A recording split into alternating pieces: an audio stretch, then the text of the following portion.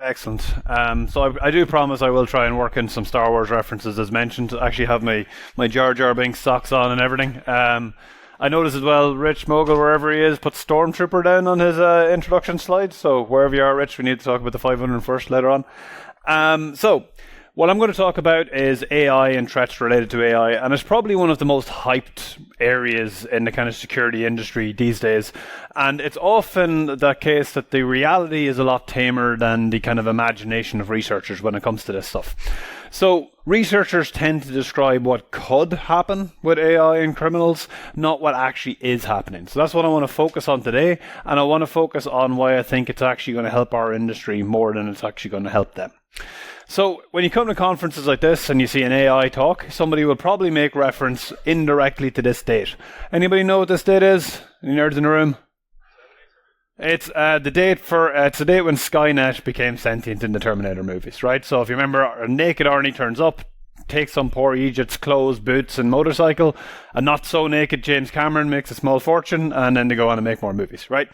But people reference these type of things when they talk about AI and threats and so on, and the reality is a lot less than that when it comes to actually criminals, because security researchers tend to be very good at thinking like red teamers or hackers, but that is not the same thing as thinking like an actual criminal, which is quite different. So I'm going to focus in on then what are criminals actually doing. But before we get to that, we have to start off with a very simple thing, which is what is AI? So I want to call this out because people get kind of confused.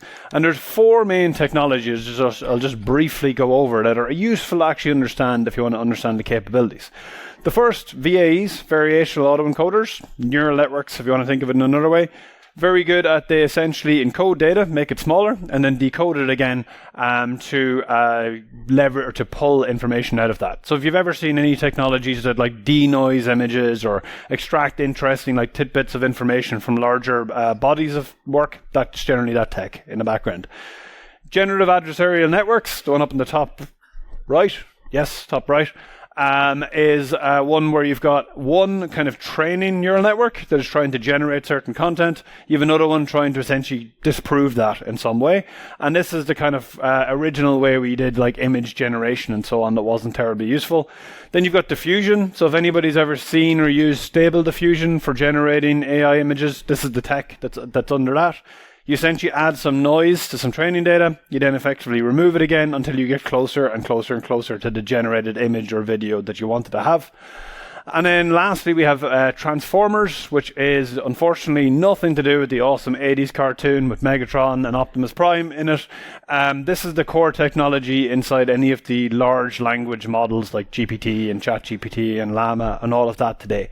And it's very good at doing things like summarization, translation, anything like that involving extracting intelligence out of large bodies of text. So each of these are important to know because they each have their own strengths and they have their own weaknesses. And none of them are magic at the end of the day in what they do. So you're probably most familiar with the concept of hallucinations when it comes to transformer and LLM-based models, right? So the thing with them is, just because something can speak like an adult doesn't mean that it doesn't have the logical reasoning of a toddler. And by the way, I'm still talking about AI here and not the results of the US election that came in overnight, right?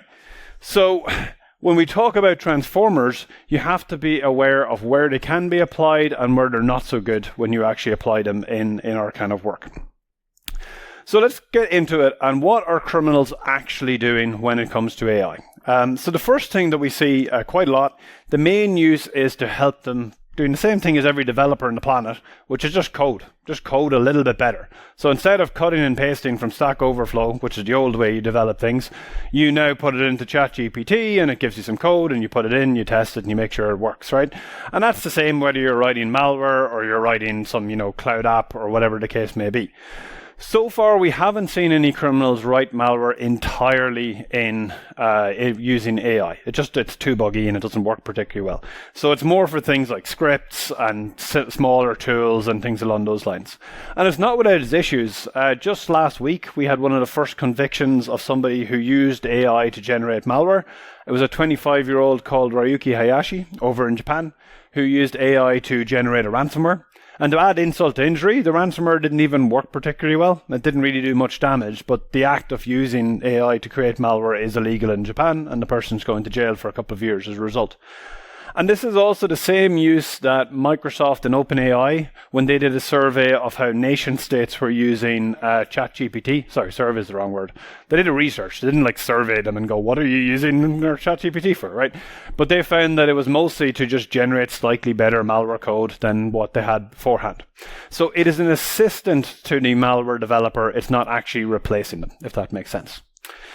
Also, sticking on malware, we see some recent additions like Radamantis stealer. So Radamantis is a very well-known stealer or information stealer, and that has a history of being quite innovative in how it works. In one of the latest versions, 0.7, they added some AI capabilities to do OCR, or optical character recognition, right? Pulling text from images. And the reason they added that in is for stealing the seed phrases for Bitcoin and other cryptocurrency wallets that might be saved as an image somewhere on the device. So they would find those images, rip the phrases out, send it to the C2, and then the attacker takes them and takes over the Bitcoin wallet as a result. And other stealers are highly likely to copy this and other things in the future. So one myth to kind of debunk a bit when it comes to info stealers is people have this idea that now with AI, info stealers will be able to go through all the documents on your, whatever they've gotten access to within your organization and only extract out the most interesting ones. So not like hoovering up gigabytes of data and sending them off to the exfiltration site. And that's nice in theory, but in reality, it's not really there yet. Because to do that, you would need to download a local copy of an LLM, which are generally gigabytes in size, so it's not really terribly practical. But in about the next 6 months or so, you're going to see probably both Microsoft and macOS exposing that as a feature of the operating system. You'll just have an API where you can say, give me a description of the contents of this file, and it'll come back to you with it. And as soon as that becomes available, every info stealer on the planet will use that to just optimize their actual stealing capabilities. We also see AI being built into criminal software. So just like you have Copilot in Word or Outlook to help you write emails, criminals will start doing this, or I have started doing this, to create better phishing emails. So in their kind of phishing kits, they have templates that help you word up and write things much better in any language that you want to target with phishing. And this is something we've seen APT groups in particular use as well. The Iranian group Crimson Sandstorm, DPRK's Emerald Sleet, both have used AI-generated phishing emails in their targeting. And that's particularly powerful, actually, because it enables two key advantages for criminals. The first is they can write a phishing email in any language they want and for any industry they want. So if they wanted to send, let's say they're targeting French banking users, the email will look like it comes from a bank. It will have that type of phrasing in it, and it'll obviously be in very good French, right? The other advantage is with large language models, you can add extra content in through a technique called RAG, where effectively you can give it extra information for the prompt that it's going to generate. So you could feed in effectively a summarized social engineering book, and then your phishing email will have all the best social engineering practices built into it, like urgency and a sense of like familiarity and authority and all of those type of things baked into the actual email. So it'll be highly targeted, highly effective when it works. The state of criminal large language models is actually pretty tame. In fact, we've only seen one that we actually verified to truly be a large language model trained up for this purpose. It was released on March 2023. It went for sale, then it's called Worm GPT. It went for sale in June 2023 with a nice big sales thread. And then it was taken back down offline in August 2023. So it didn't last very long. The reason behind that was it was kind of a hobby project from a Portuguese student, not really a top-tier criminal. The guy even got interviewed by Brian Krebs, so he took it down because he realized it was getting a lot of media attention. He hadn't really intended it for criminal purposes. It might actually have come back in Q2 of this year, not from that person, but somebody else appears to have taken some of the code. They then released a version, one version is called Original Edition, I think Advanced Edition, and then Ultimate Edition. It's not entirely clear if that's just them scamming criminals, or criminals scamming criminals. Happens all the time, by the way. The clue is in the word criminal, right? It kind of works. But we generally haven't seen criminals go to this stage. What they're doing instead is they're doing something called jailbreak as a service. So if you're familiar with the idea of jailbreaking, jailbreaking is trying to get an AI or large language model to disobey its kind of safety parameters or safety policies and do whatever you want it to do. Like, give me instructions on how to make a bomb. Normally it won't let you do that, but if you ask it in a certain way, it will be fooled and give you the actual ingredients to do that. Or another way to look at it is this really nice cartoon. For anybody who's a fan of XKCD, might remember the Bobby Tables version of this.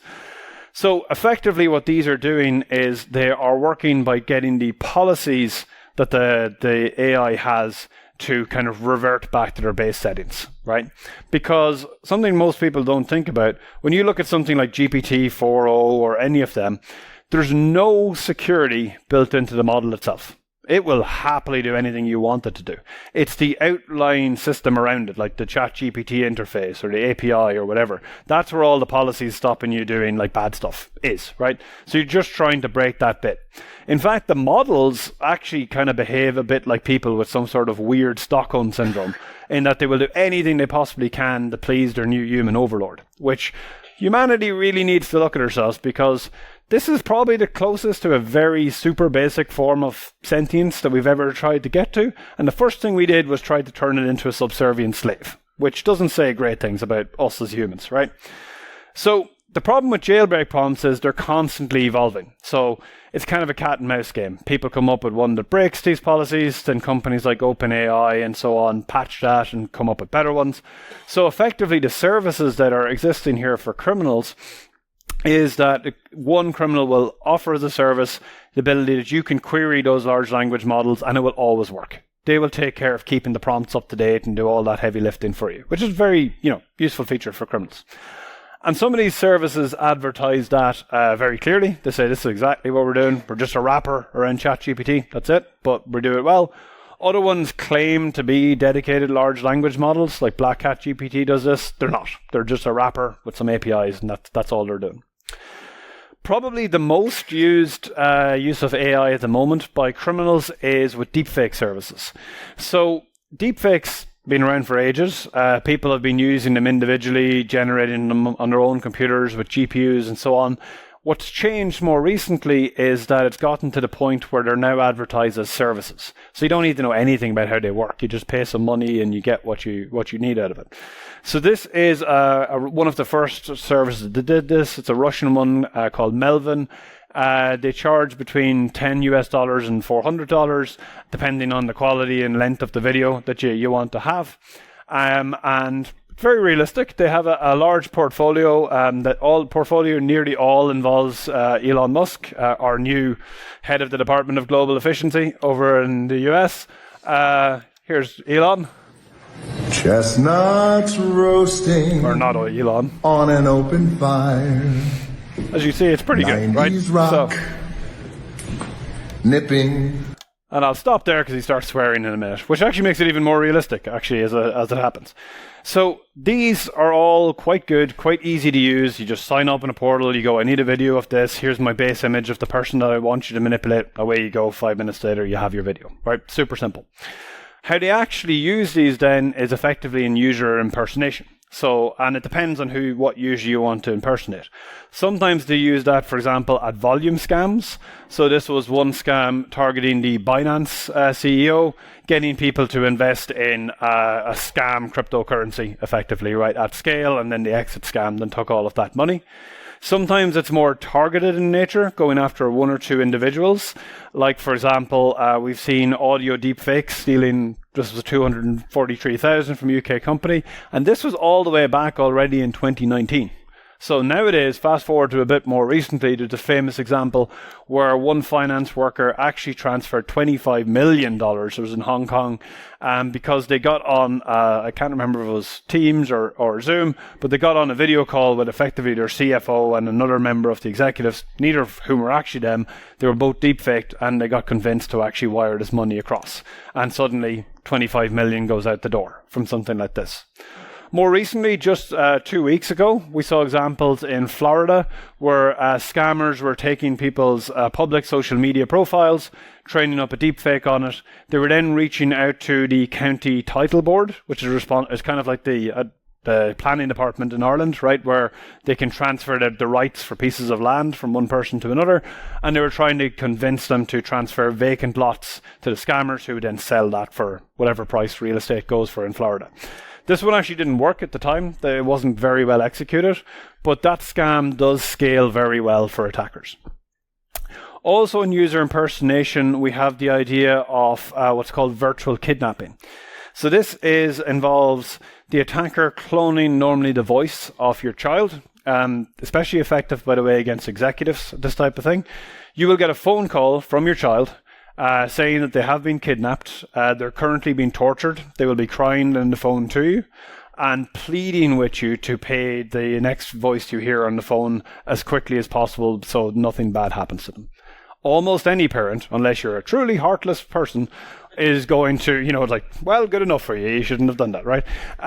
Is going to pay at that point, right, and transfer the money over. And this is, at the moment, mostly done with audio deepfakes. You can obviously add video, an element on top of this as well, but it is a very scalable type of crime that works. Also, in user impersonation, this was mentioned by the Gardaí earlier on, but the whole idea of sextortion, probably the number one use for deepfakes, is generating non-consensual sexual imagery of somebody.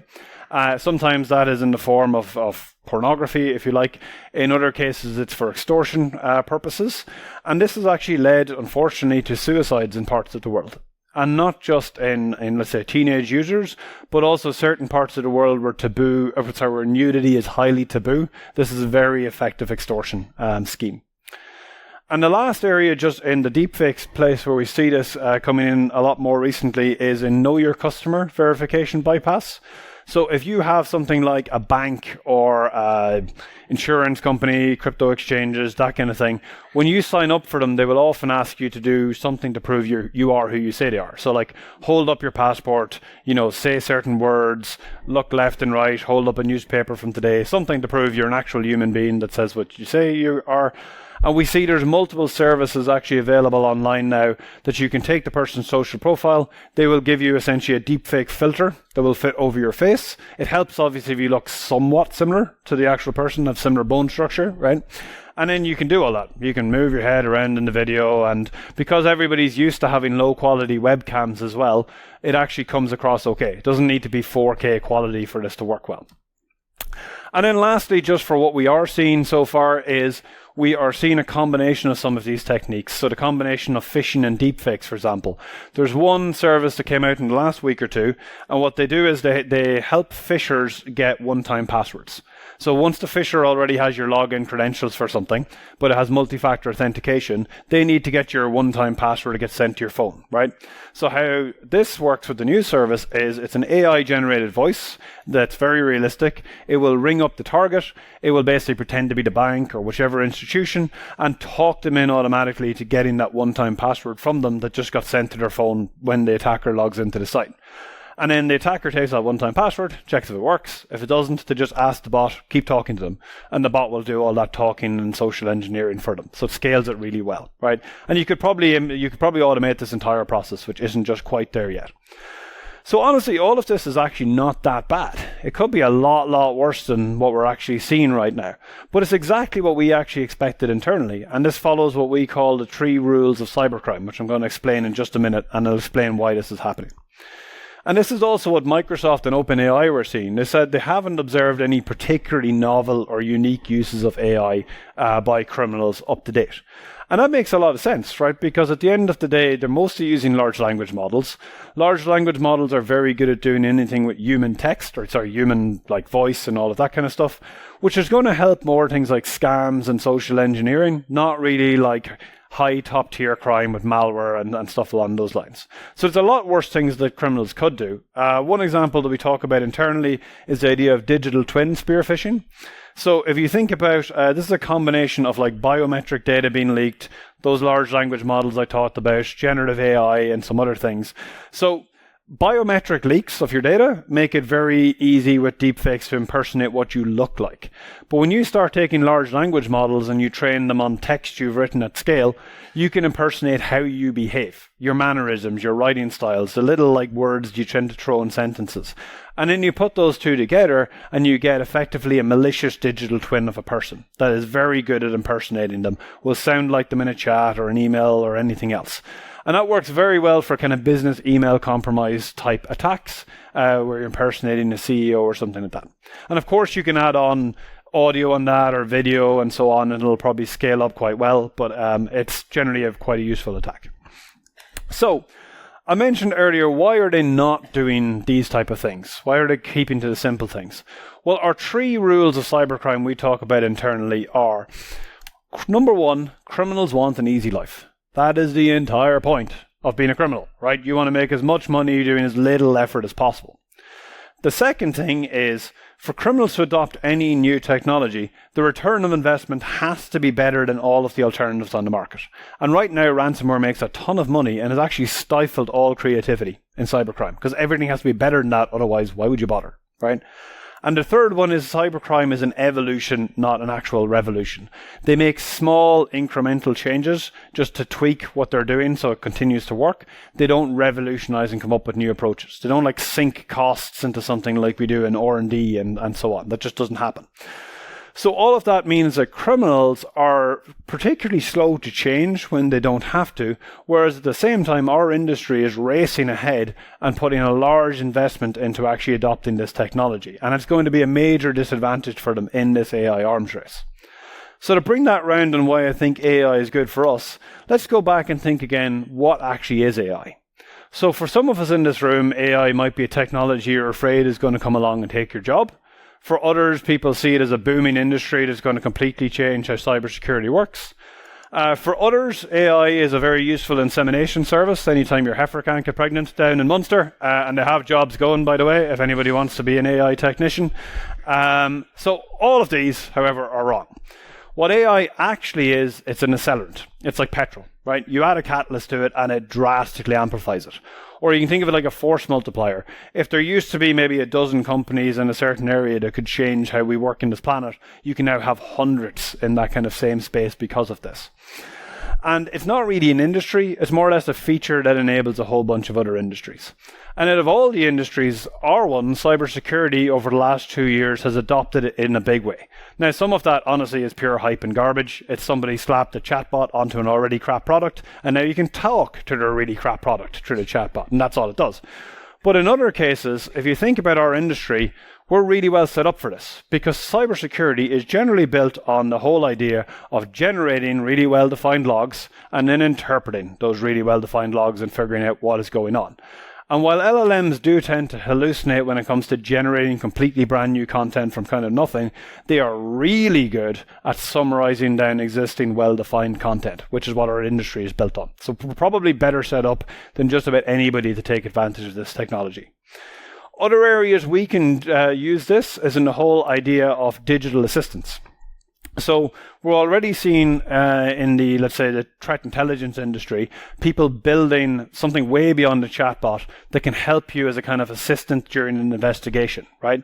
So, for example, you can see that whereas right now you might have, let's say, a hash or a malware, you throw it into 20 different systems. With a digital assistant, you can ask it, it will go do all that initial pivoting for you, compile it into a first report and come back in a very couple of minutes and give it to you.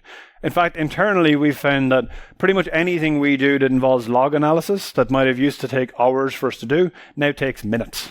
It's just drastically shrank it down. And you're going to see that across things like OSINT, forensics, anything involving underground forum analysis. All of those industries are going to get drastically better with some of the tools coming online soon. Also in the education space, increasingly we see courses having AI built into them. Why is this useful? You've got people like Coursera that are looking at this. Pretty much everybody here is probably, you were in a class size of 20 to 30 students, right? Depending on your age, it was a really nice experience, or you got battered by the priest, right? Either way, We all know that generally the smaller the class size you have and the more tailored you can get an education, the better quality it's going to be, right? And with this technology, you can tailor a course in real time to how somebody's learning. If they're having a hard time, you can help give them some easier examples, bring them back up to the middle. If they're excelling at it, you put harder examples in front of them and kind of like, make it more challenging. And this will go a long way to helping us solve the kind of cyber skills gap that we're seeing today, so that we can have very tailored courses in all of the weird little niches that each of us like calling our jobs, right? Then we have the whole idea of big data. That's the one on the right, right? So the massive production of GPU chips and the kind of computing technology around them allow us to process data the way we never could before. If you take GPT-01 with the preview version, it was trained on 2.8 trillion parameters, 20 times what GPT 3.5, just about 2 years before that, was trained on. So for our community, if you think you've got big data, it's nowhere near like processing every piece of written text ever put on the internet, or people who are using for climate modeling and taking the entire images of the world's satellites and then processing things through them. So I'm going to end on one example that actually has nothing to do with cybersecurity, but it is just far too cool to leave out. And that is the idea of protein folding, right? So in the field of medical and kind of chemistry research, there's a lot of work being done into mapping out different proteins. You do it when you want to understand how you want to make a new drug or a new genetic condition and so on, right? Catch is, over the last 20 years or so, we have mapped out about 150,000 of these proteins. And a general rule of thumb is it takes a PhD researcher about 4 years to map a single one, right? Problem is we know that about 200 million of these things exist. Fast forward to 2022, and Google's DeepMind service actually used an AI to generate every single one of those in a single year. That is 1 billion years of PhD research carried out in 1 year. If that doesn't give you an idea of just the scalability of some of this technology, I don't think anything can. So, while criminals are debugging some code or they're writing some phishing emails and evolving a little bit, our industry is investing billions in terms of better tooling, better capabilities, and everything around us. So when you look at that and the investment on the criminal side and you look at the investment on our side, which of those two do you honestly think is going to come ahead in the next time period? And look, if I'm wrong, if I'm completely wrong, and AI does come and take all of our jobs and the cyber criminals run away with it and do all sorts of things, the good news is I have a number for a guy called Enda down in Munster who's looking for all of you to literally come give him a hand. With that, thanks very much. And